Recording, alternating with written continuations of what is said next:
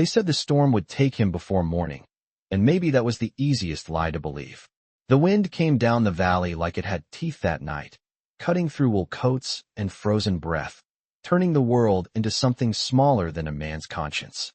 Ethan Cole stood with his boots buried ankle-deep in fresh snow, staring at the boy no older than 10, wrapped in nothing but a thin buckskin shirt that clung to him like a memory that refused to let go.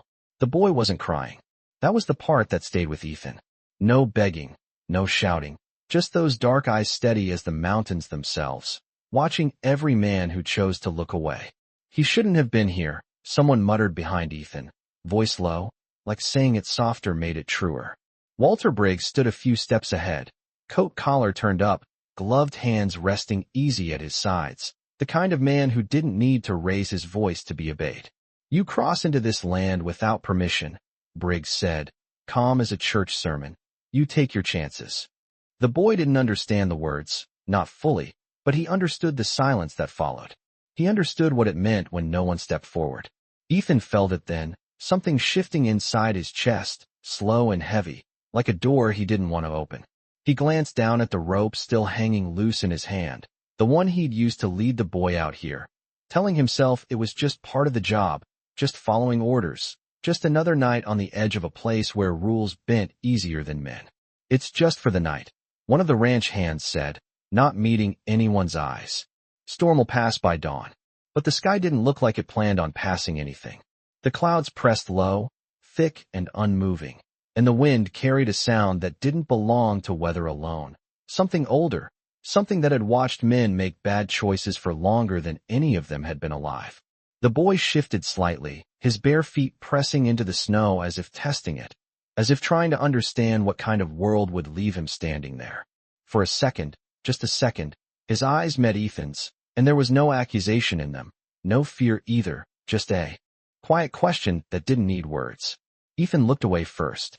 He always would remember that. "Let's go," Briggs said, turning his back without another glance, already certain the decision had been made. One by one, the men followed, boots crunching through the snow, the sound fading slower than it should have. Ethan hesitated, just long enough to feel the cold bite through his gloves, long enough to hear his own breath come uneven, long enough to imagine what it would take to step back, to say no, to cut through the silence with something stronger than obedience. But he didn't. He adjusted his coat, tightened his grip on nothing at all, and turned away like the rest. Behind him, the wind picked up, swallowing the small shape standing alone in the white. By the time Ethan reached the ridge, he couldn't see the boy anymore. Just snow. Endless, clean, and quiet, like the land had already decided to forget. "He won't last," someone said, not cruel, not kind, just certain. Ethan nodded without meaning to. That was the second thing he'd remember. Not the storm, not the cold, not even the boy's eyes. Just how easy it was to agree with something he knew wasn't right. And somewhere beneath the sound of the wind, beneath the weight of that night settling into his bones, a thought came and went like a shadow he refused to follow. Some men freeze in the snow. Others just learn to live like they already have. Morning did not arrive all at once out there. It crept in slow, pale, and uncertain, like it was not sure the night deserved to end. Ethan Cole had not slept. He sat on the edge of his narrow cot, boots still on, coat draped over his shoulders, staring at the thin line of frost that had formed along the inside of the window. It traced the glass like a quiet reminder that the cold did not stay outside when a man carried it in with him. The town of Red Hollow stirred to life in the same way it always did. Slow hooves against packed dirt, the distant creak of wood, the low murmur of men pretending the world was as simple as they needed it to be. Nothing in that morning spoke of what had been left behind in the hills. Nothing in that light suggested a choice had been made that could not be taken back. Ethan stepped outside just as the sun broke over the ridge, casting long shadows that stretched across the street like fingers pointing nowhere. A few men gathered near the general store, hands wrapped around tin cups, voices low and careful. They spoke about the storm, about fences buried under drifts, about cattle that might not make it through the week. Practical things. Safe things. No one mentioned the boy. Not by name. Not by accident. It was as if silence had been agreed upon before the first word was spoken. Walter Briggs stood near the hitching post, already dressed like a man who had decided the day would belong to him. His coat was clean despite the storm, his posture easy, his eyes scanning the town with that same quiet ownership he carried everywhere. When he noticed Ethan, he gave a small nod, nothing more, as if what had happened was already settled, filed away like a ledger entry that did not require revisiting. Ethan walked over, his steps steady, though something beneath them felt off balance, like the ground itself had shifted in the night. Storm passed quicker than expected, Briggs said, glancing toward the hills without really looking. We got lucky. Lucky. The word hung there for a moment, thin and hollow. Ethan followed his gaze, though from town all you could see was a stretch of white that gave nothing back. No movement. No sign. Just distance. You think one of the ranch hands started, then stopped, clearing his throat as if the question had never been meant to leave his mouth. Briggs did not answer right away. He took his time, adjusting his gloves, brushing a bit of snow from his sleeve, the kind of small movements that made a man seem patient when he was really just deciding how much truth to allow. Out here, he said finally, voice even, the land decides what stays and what goes. Always has. It was not an answer. It was something easier to live with. A few of the men nodded, relieved to have something that sounded like reason, something that let them move on without carrying more than they already had. Ethan did not nod. He just stood there, feeling the weight of the morning settle into him in a way the cold never could. Hey! Horse passed by, its breath rising in slow clouds, and for a second Ethan saw it again, the boy standing alone, that same breath turning to frost in the dark, steady and quiet like he had already accepted something the rest of them had refused to face. We got work to do, Briggs continued, clapping a hand once, sharp enough to break whatever stillness lingered. Storm does not clean up after itself. The men dispersed, grateful for direction, for movement, for anything that kept their hands busy and their thoughts from wandering back to the ridge. Ethan remained a moment longer, his eyes fixed on the horizon, as if distance might offer something that truth would not. Then he turned, because that was what men did in Red Hollow. They turned, they worked, they spoke of weather and cattle and anything but the things that mattered. As the day wore on, the town filled with the usual sounds, hammer on wood, voices calling across the yard, the steady rhythm of life continuing exactly as it had before. But under it all, beneath every step and every word, something remained unsettled, like a question no one was willing to ask out loud. And in the quiet spaces between those sounds, Ethan could feel it, the memory of a pair of eyes that had not accused, had not begged, had only watched, as if waiting to see what kind of men they truly were. By noon, the sun had climbed high enough to soften the edges of the snow, turning it from sharp white to something that almost looked forgiving. Almost. But Ethan knew better. Snow did not forgive. It covered. It hid. It let men pretend that what they left behind had never been there at all. And that was the most dangerous thing about it. Not the cold, not the storm, but the way it made forgetting feel like survival. The truth did not break into Red Hollow all at once. It slipped in quiet, like snow melting under a boot where no one thought to look. By late afternoon, the sun had softened the edges of the storm, and the ridge that had swallowed the boy no longer looked so distant, no longer looked so final. Ethan Cole found himself riding out without saying a word to anyone, his horse moving slow through knee-deep drifts that resisted every step. Like the land itself did not want him there. He told himself it was to check the fences, to make sure nothing had broken in the night, to do what any man would do after a storm like that. But the lie sat heavy in his chest, heavier than the cold ever had. The trail they had made the night before was still there, faint but visible, a line of disturbed snow leading up toward the ridge where the wind had howled loudest. He followed it without thinking, each hoofprint a reminder that choices leave marks even when men wish they would not. When he reached the place, he did not dismount right away. He just sat there, reins loose in his hands, staring at the spot where the boy had stood. It looked smaller in daylight, less like a moment that could change a man, more like a patch of ground that had nothing to say. But then he saw it. Not the boy, not a body, just an absence where something should have been. The snow was disturbed, not in the frantic way of struggle, but in a pattern that suggested movement, slow and deliberate, as if someone had chosen a direction and followed it. Ethan slid down from his saddle, boots sinking deep as he stepped forward, eyes tracing the marks with a focus that pushed everything else out of his mind. There were footprints, barefoot, pressed into the snow with a steadiness that did not belong to panic. They led away from the spot, not toward the town, not toward any place that offered shelter, but toward the deeper stretch of hills where the land turned harder and the paths disappeared. He crouched down, brushing a gloved hand over one of the prints, feeling the shape of it beneath the surface, as if touching it might tell him something he had refused to hear the night before. He walked, Ethan said under his breath, the words sounding strange in the open air. Not ran, not stumbled, walked. There was something in that realization that did not settle easy, something that made the story they had already begun to tell themselves feel thinner than it should have been. He followed the tracks for a few yards, then a few more, each step pulling him farther from the comfort of what he had accepted.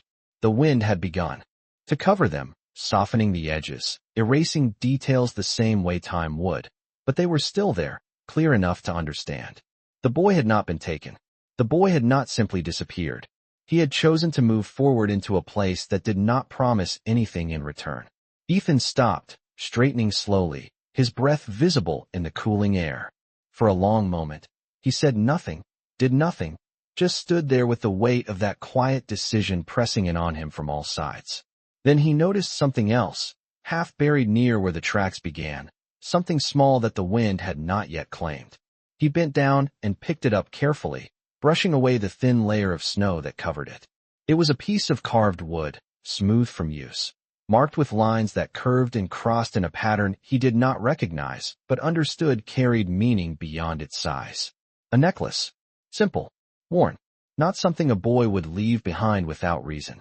Ethan turned it over in his hand, the weight of it far greater than it had any right to be. For a moment, he looked back at the trail, at the fading prints leading into the distance, and something in his chest tightened in a way that had nothing to do with the cold. You should not be alive, he said quietly, not as a statement, not as a question, but as something in between that he could not quite name. The wind picked up again, brushing across the ridge, carrying with it the sound of something that might have been nothing at all, or might have been the echo of a choice that refused to stay buried. Ethan closed his fingers around the necklace, slipping it into his coat pocket like a secret he was not ready to face, then turned back toward his horse. By the time he reached the edge of town again, the tracks behind him had begun to fade, the snow reclaiming what it could, smoothing over the marks until they looked like they had never been there. But Ethan knew better now. Some things do not disappear. They just wait, quiet and patient, for the day they are ready to return. Time does not ask permission before it moves on. It just carries men with it whether they are ready or not. And in Red Hollow, the years passed like dust over old tracks, covering what no one wanted to follow. Spring came, then summer, then winters that did not feel as heavy as the one before, and the town learned how to speak again without pausing at certain words, learned how to laugh without glancing toward the ridge, learned how to forget in ways that felt almost natural. Ethan Cole did not forget. He kept the small carved necklace tucked inside a wooden drawer by his bed, wrapped in a piece of cloth he never used for anything else, as if giving it its own place might quiet whatever it carried. Some nights he would take it out, turn it slowly in his hands, tracing the lines with his thumb, trying to understand a language carved into wood that did not belong to him. It never answered. It only stayed, steady and patient, like it knew something he did not. Walter Briggs grew stronger in those years, his name spoken with more certainty, his presence filling the town in ways that left little room for doubt. He bought more land, set more rules, turned Red Hollow into something that looked orderly from a distance, something that made men feel like they were part of something solid. People listened when he spoke. They followed when he moved. And when the past tried to stir, when a rumor or a passing mention drifted too close to that winter night, Briggs had a way of settling it with a few calm words that left no space for questions. Nothing came of it, he would say, voice even, eyes steady. The land handled it, and most men accepted that. It was easier than carrying something heavier. Ethan worked his days the same as before, fixing fences, riding long stretches of land that did not change, speaking when spoken to, and keeping the rest to himself. He became the kind of man people trusted with quiet tasks, the kind who did not argue, did not interfere, did not step beyond what was expected. But there were moments, small and sharp, when something would break through the routine. A child laughing in the street would turn his head too quickly. The sound of wind cutting through the valley would make his grip tighten on the reins. A set of footprints in fresh snow would hold his gaze longer than it should. He never spoke of it. Not once. Years passed that way, stacking one on top of another until the memory of that night became something the town no longer carried at all, something that existed only in the quiet spaces where no one else looked. Then one winter morning, not as harsh as the one before, but cold enough to remind men of what the land could still do. Ethan stepped outside and felt it before he saw anything. The air was different. Still, not empty, but waiting. His horse shifted beneath him as he saddled up, ears flicking toward the distant hills as if listening to something too far away to hear. Ethan paused, his hand resting on the worn leather of the saddle, eyes lifting toward the ridge that had long since become just another part of the horizon. There was nothing there. No movement. No sign. Just the same stretch of land that had learned how to keep its secrets. But something in his chest tightened anyway, not with fear, not exactly, but with recognition, like a memory that had been quiet for too long was finally beginning to breathe again. He reached into his coat without thinking, fingers brushing against the small shape he had started carrying with him instead of leaving it behind. The necklace felt warmer than it should have, or maybe that was just his hand. He held it for a moment, not looking down, not needing to.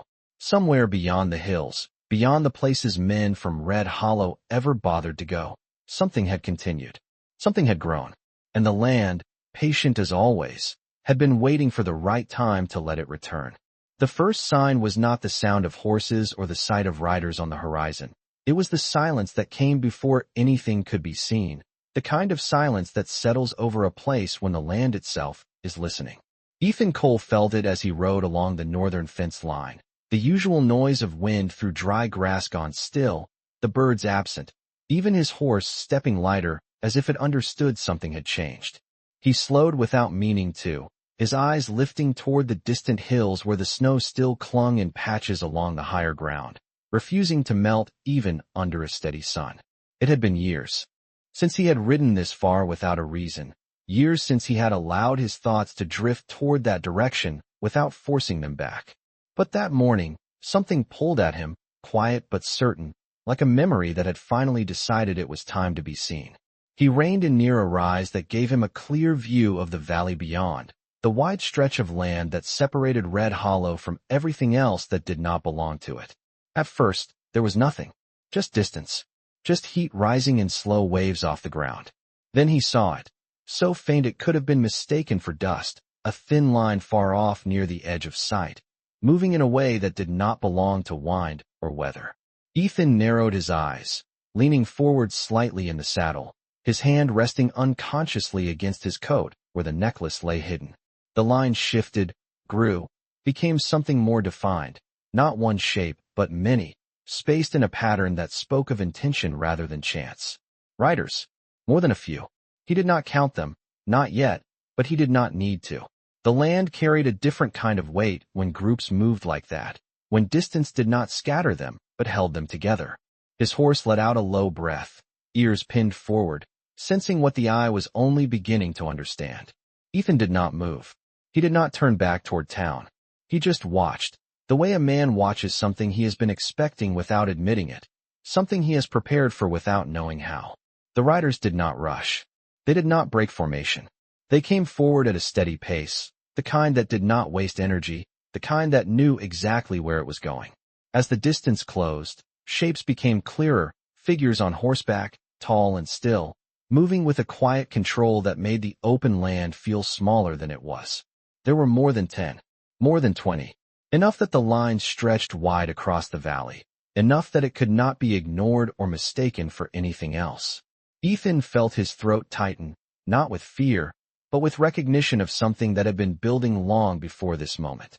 He had seen men ride before. He had seen groups pass through these lands. But this was different.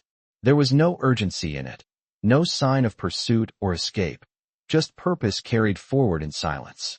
He reached into his coat slowly, pulling out the small carved necklace, holding it in his palm as he watched the riders approach.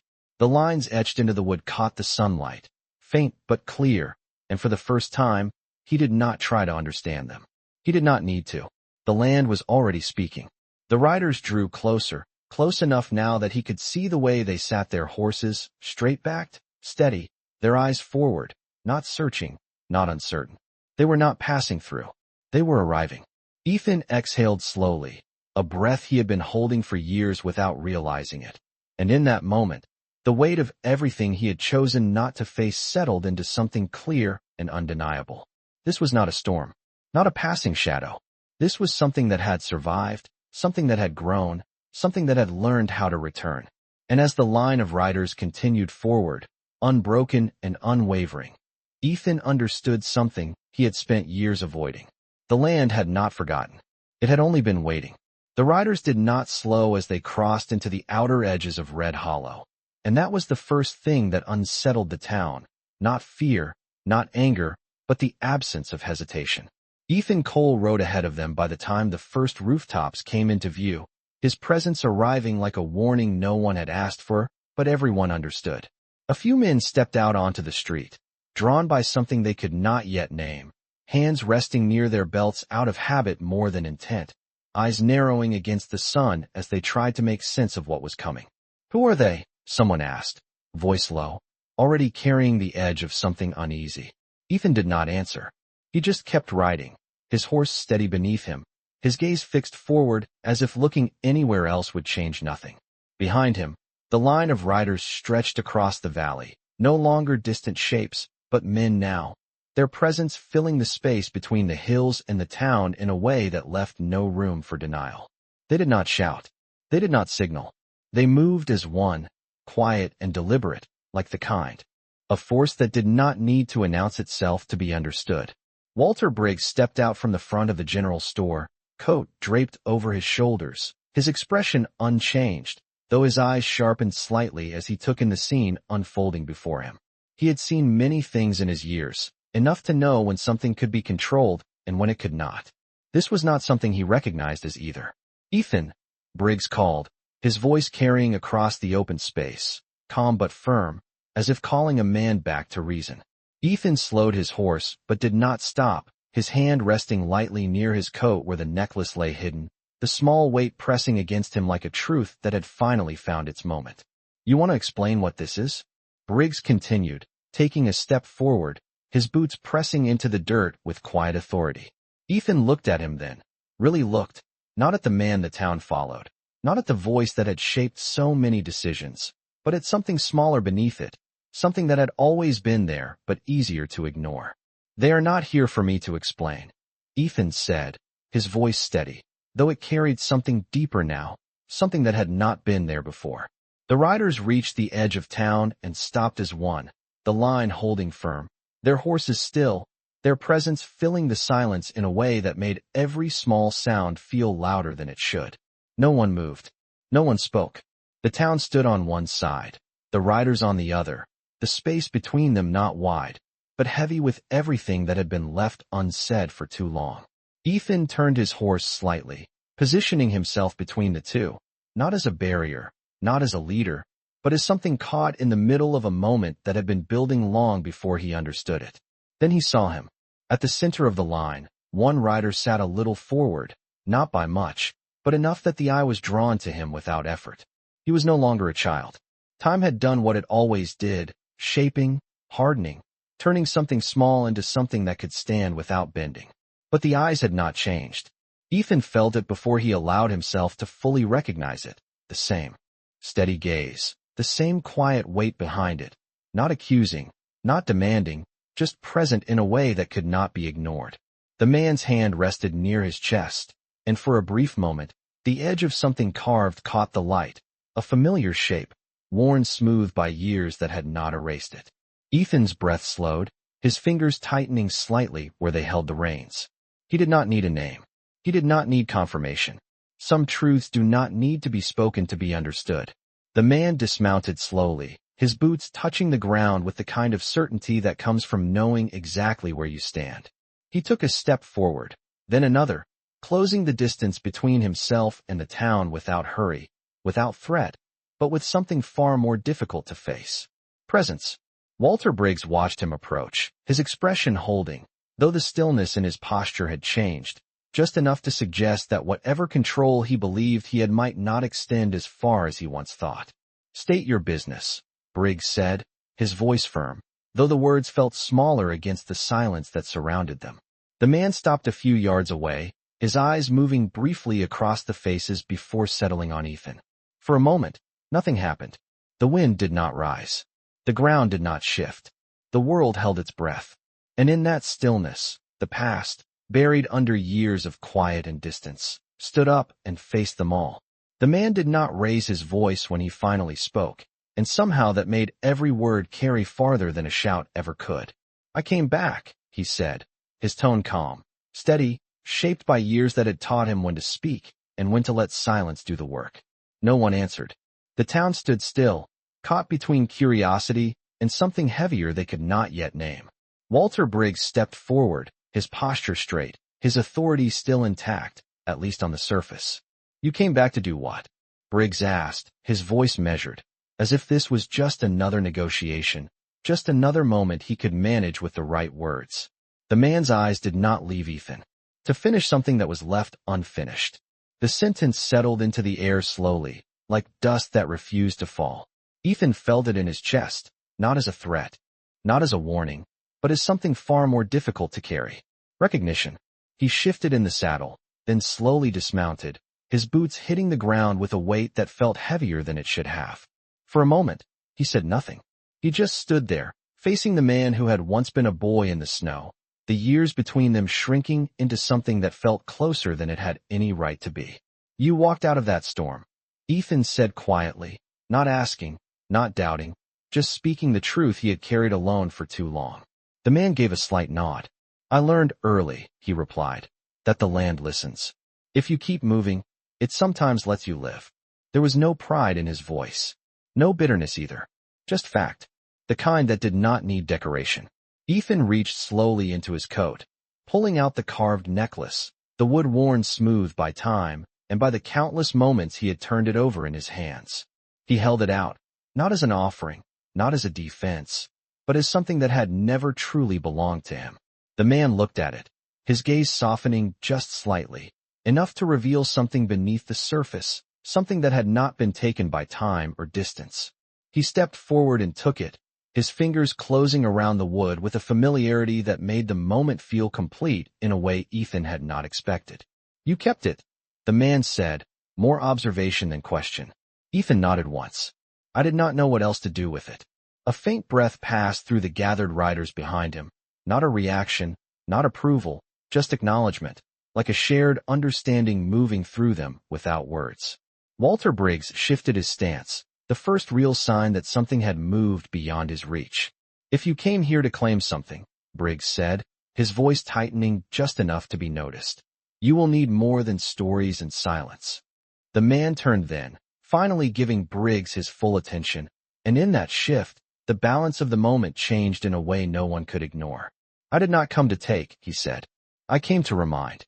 The word lingered, heavier than anything that had been spoken so far. Briggs frowned slightly, the kind of expression a man wears when something does not fit into the shape he expects. "Remind us of what?" he asked. The man glanced briefly around the town, at the buildings, the faces, the ground beneath their feet, then back to Ethan. "That what is done in silence does not stay buried," he said. "It waits." The wind stirred lightly then, just enough to move dust along the street, just enough to carry the weight of those words a little farther than before. Ethan felt it settle into him, not as something new, but as something that had finally found its place. He looked at Briggs, then at the others, men who had stood beside him that night, men who had chosen the same silence, the same turning away. None of them spoke. None of them denied it. They just stood there, as if the truth had taken shape in front of them and was waiting to see what they would do with it. The man stepped back slightly, not retreating, not advancing, just allowing the space to exist as it was. "I did not come with anger," he said, his voice quieter now, but no less steady. "If I had, this would be different."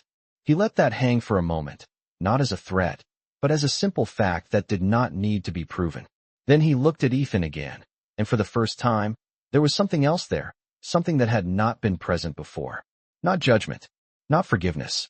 Something in between. You saw, he said. That is enough to begin.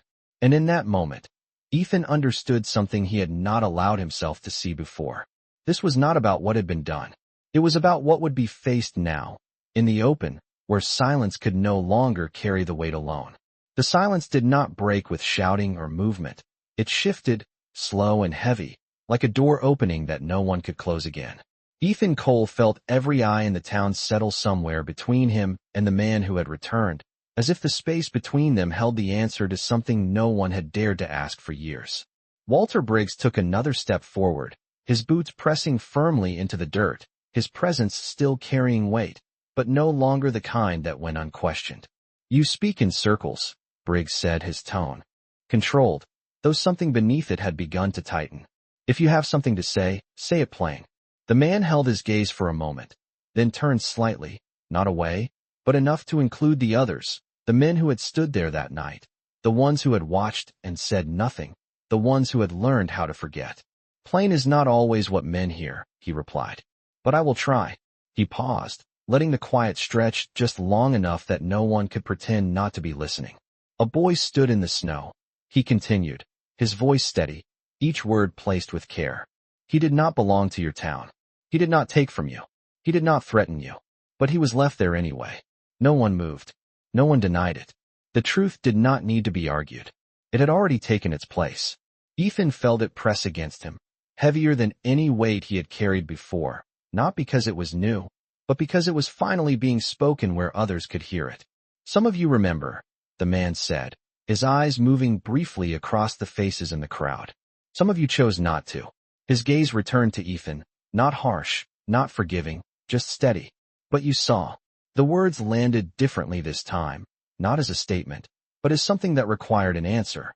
Ethan swallowed slowly, his throat dry, his thoughts moving through years of silence that had once felt like safety.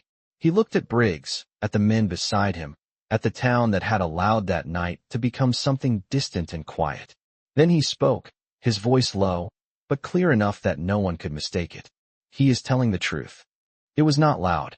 It did not need to be. The words moved through the air with a weight that settled into every corner of the street. A murmur stirred, small at first, then fading as quickly as it came, as if the town itself did not know what to do with something it had spent so long avoiding. Briggs turned his head slightly toward Ethan, his expression tightening in a way that had nothing to do with anger and everything to do with control slipping just enough to be felt. Be careful, Ethan, he said quietly, his voice carrying a warning that had worked many times before. Words like that can stir trouble where there is none. Ethan met his gaze, and for the first time, there was no hesitation there, no looking away. The trouble was already there, he replied. We just chose not to see it. The wind moved lightly through the street again, lifting dust in small spirals that caught the sunlight before settling back down, as if even the land was adjusting to something that had shifted. The man who had returned watched this exchange without interruption, his posture unchanged, his presence steady as ever. I did not come to ask for anything, he said after a moment. Not land, not apology, not payment.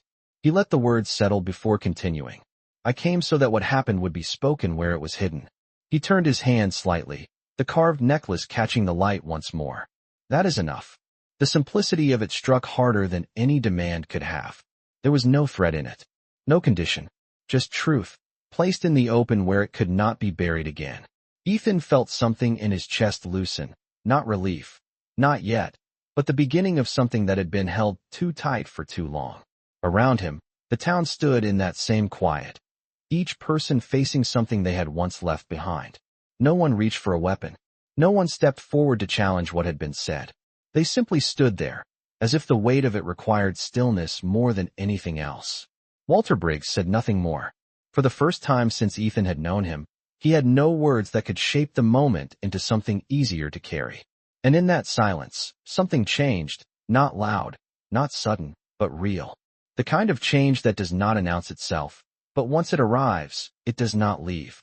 No one gave an order for the riders to leave, and no one asked them to stay. Yet after the words had settled and the truth had found its place in the open air, the moment began to move on its own.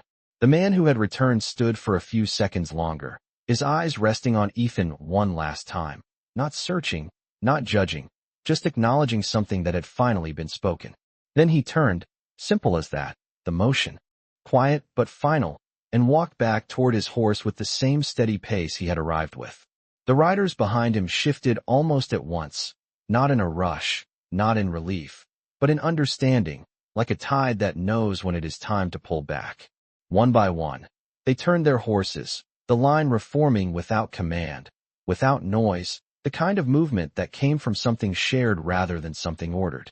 Ethan stood where he was, watching, his hands at his sides, his breath slow and measured, as if any sudden motion might disturb what had just taken place. Walter Briggs remained near the front of the store, his posture still upright, but something in the way he held himself had changed, something small but undeniable, like a man who had just discovered that control has limits he had never needed to consider before. No one spoke to him. No one looked to him for direction. The town did not need to be told what had happened. They had seen it. They had heard it. And now they had to carry it. The riders began to move out of Red Hollow the same way they had entered, in silence, in formation, leaving behind no mark but the absence of what had filled the space before. Dust lifted under the hooves, drifting briefly in the sunlight before settling back to the ground, as if even the land understood that this was not something to hold on to. Ethan took a step forward without realizing it, his eyes following the man at the center of the line, the one who had once been a boy standing alone in the snow, the one who had returned not with anger, not with force, but with something far harder to face. Truth. As the distance grew, the figures became smaller, less defined, until they were once again just shapes against the wide stretch of land beyond the town. Then even that faded, leaving only the horizon, quiet and unchanged, as if nothing had happened at all. But everything had. Ethan exhaled slowly, a breath that felt like it had been waiting for years, and turned back toward the town, toward the people who now stood in a silence that was no longer empty. It was full of what had been said, and what could no longer be unsaid. He walked past Briggs without stopping, without speaking, not out of defiance, not out of disrespect, but because there was nothing left that needed to be settled between them in that moment. Some things do not get resolved with words. They get carried. Days passed after that, and Red Hollow did not return to what it had been.